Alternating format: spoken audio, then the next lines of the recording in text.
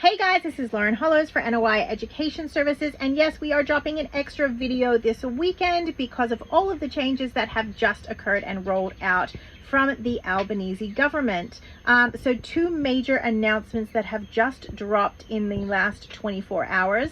Obviously, the first one is related to fit and proper person requirements and some new powers that are going to be provided to ASQA, the regulator, which is getting people talking, to say nothing else. Obviously, ASQA has its champions and its detractors.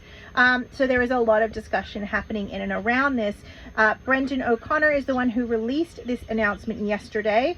It says there will be an expanded list of matters that will be considered when determining if a person is fit and proper, including a broad range for ASQA to consider conduct that suggests a deliberate pattern of unethical behavior. Now, as we know, there has been a lot of the same players that have been involved in RTOs getting started, routing students through different schemes, including Vet Fee Help and the like, and then dropping off, starting another RTO, and then repeating the whole process again. So that is what this is targeted at.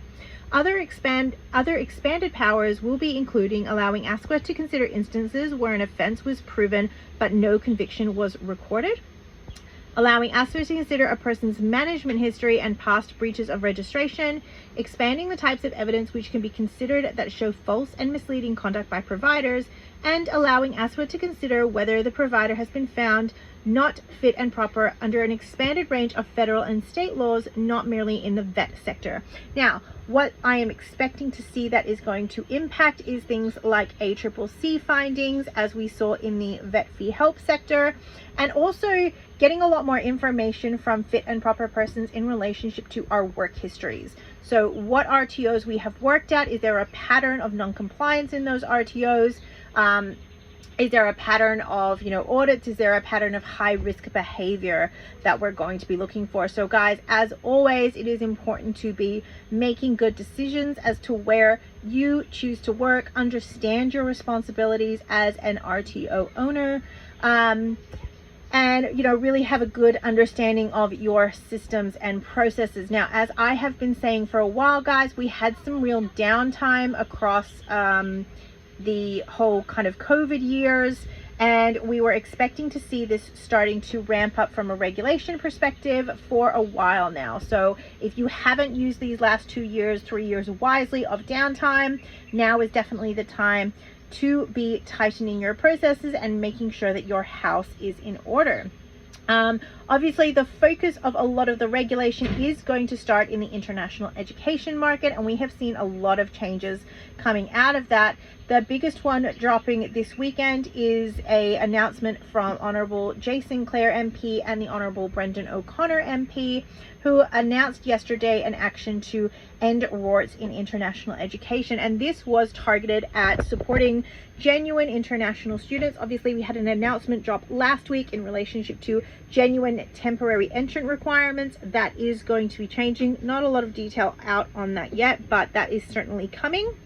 But then as a balance to that as well, there was a massive uptake in the concurrent enrollments feature in the first half of 2023, specifically 17,000 concurrent enrollments compared to 10,000 for the same period in 2020, 19, and 2022 combined. So this is the concurrent enrollments feature where we have higher education, higher level courses where students are enrolled, and then they are doing a concurrent enrollment in courses like the Cert 3 in commercial cookery, individual support, etc., where they can link it more specifically to a job outcome. Now, this is going to have a fairly major impact at probably that Cert 3 level on the international market. This has been actioned immediately, so if you go into Prisms today, what you're actually going to see is that concurrent enrollments feature has been removed. There is a notice up on the system, and so providers and students are not going to have that option. You will have to enroll with a letter of release. Now, the announcement does actually say, for students who've only been here for less than 6 months. That's not entirely accurate, because the principal course of study in many cases is taken to be the highest level course, as opposed to like principal as in first course. So it'll be interesting to see whether or not that does actually change. But certainly that is going to be a major change that has taken effect immediately. The government is also increasing the amount of savings that international students will have to have in order to get a student visa. So I think that was a 17% increase on current levels. They will need to show evidence of $24,000 in savings.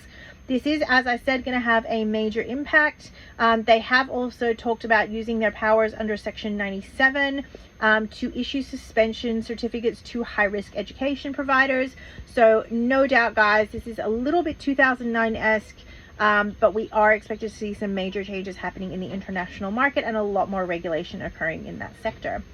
As always, guys, we will definitely try and keep you up to date with all of the changes. Keep following our channel, keep following us on LinkedIn and all of the other places. We are now also posting on X at Work in the Wild.